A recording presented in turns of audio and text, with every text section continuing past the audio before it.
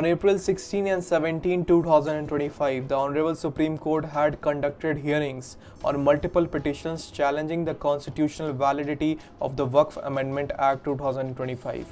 Now, these proceedings are going to have a significant impact on the governance and management of Waqf properties across India. The Waqf Amendment Act 2025 introduced several changes to the existing Waqf Act of 1995.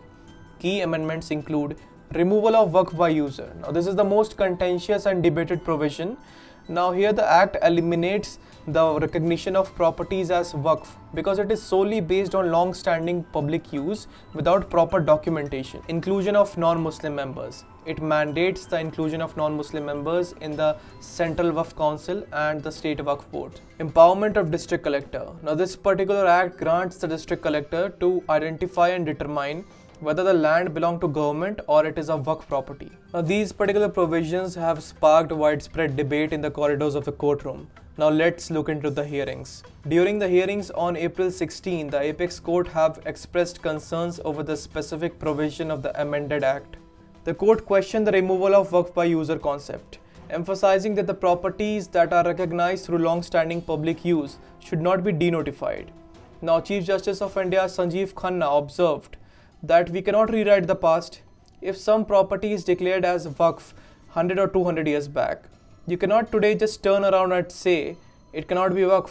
Now, regarding the inclusion of non-Muslim member in the Waqf board, the court inquired whether the same inclusivity would be acceptable in the Hindu religious institution, highlighting the constitutional conflict. The Chief Justice remarks, "Are you suggesting that minorities, including Muslims, should also be included in boards managing Hindu religious institution?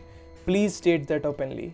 Now, regarding the powers of the district collector, the court scrutinized the provision which allowed the district collectors to declare a property as Waqf or government land, suggesting that such declaration must be subject to judicial review. Further, the bench noted that legislature cannot declare an order passed by the court as void. What it can do is remove the basis of law that served the basis for passing such order.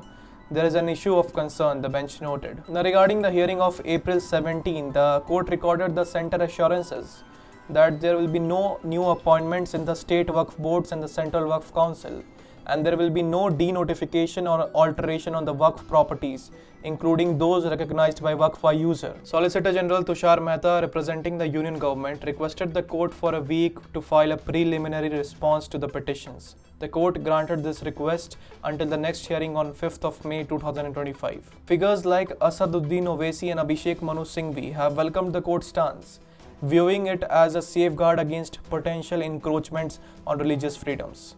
Now, the forthcoming hearing on 5th May will be pivotal on deciding the future course of Waqf governance in India. What do you think about this whole scenario? Share your thoughts in the comments below, and don't forget to subscribe this channel if you don't want to miss any legal update. And if you are following this video on Instagram, don't forget to follow the page. Jai Hind.